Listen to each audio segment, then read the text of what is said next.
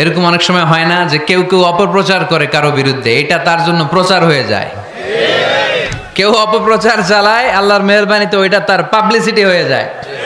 তার আলাদা করে প্রচার বিভাগের টিম তৈরি করা লাগে না, তার বিরোধীরাই তার প্রচার বিভাগের কাজে নেমে পড়ে। বিশ্বনবী বললেন আল্লাহ বললেন তোরা আমার নবীর সুনাম সুখ্যাতিকে থামাবি, তোদের মাধ্যমে আমি বিশ্বনবীর সুনাম সুখ্যাতি গোটা বিশ্বে বুলন্দ করে দেব। আবু জাহেল ঘোষণা দিল, খবরদার, হজের মৌসুম, হাজী সাহেবরা গোটা বিশ্ব থেকে আসবে, আমার দলের কর্মীরা তোরা যেটা করবি সেটা হচ্ছে হাজীদের কাছে যে বলবি মক্কায় নতুন এক পাগল আসছে, নতুন এক জাদুকর আসছে, নাম মুহাম্মদ। নাউজুবিল্লাহ পড়বেন না? খবরদার হাজী সাহেবেরা, এই পাগলের কাছে যেও না।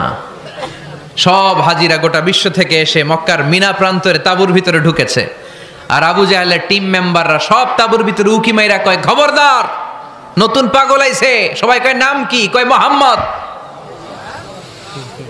নতুন পাগল এসেছে, নাম মুহাম্মদ।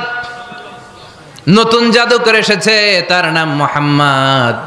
খবরদার, তার কাছে যেও না, তার কথা শোনো না, শুনলে তোমরাও পাগল হয়ে যাবা, তোমরাও পাগল হয়ে যাবা। সে এত বড় জাদুকর, মুহাম্মদ সাল্লাল্লাহু আলাইহি ওয়াসাল্লাম এত বড় জাদুকর, তার জাদু দেখলে, তার কথা শুনলে হাজবেন্ড ওয়াইফের মধ্যে সম্পর্ক বিচ্ছিন্ন হয়ে যায়।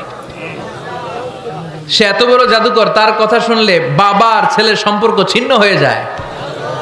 সে এত বড় জাদুকর, তার কথা শুনলে বন্ধু বন্ধু আলাদা হয়ে যায়।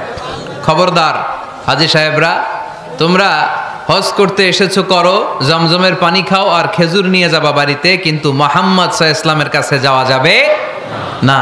আচ্ছা, আপনারা বুঝে শুনে উত্তর দেন। এই যে লক্ষ লক্ষ হাজি মিনার তাবুতে বসা, আর আবু জাহেলের লোকটা যে বলল নতুন জাদুকরের নাম মুহাম্মদ, তার কাছে যেও না, এই লক্ষ লক্ষ হাজিরা এর আগে জীবনেও মুহাম্মদ সাল্লাল্লাহু আলাইহি ওয়াসাল্লামের নাম শুনছে?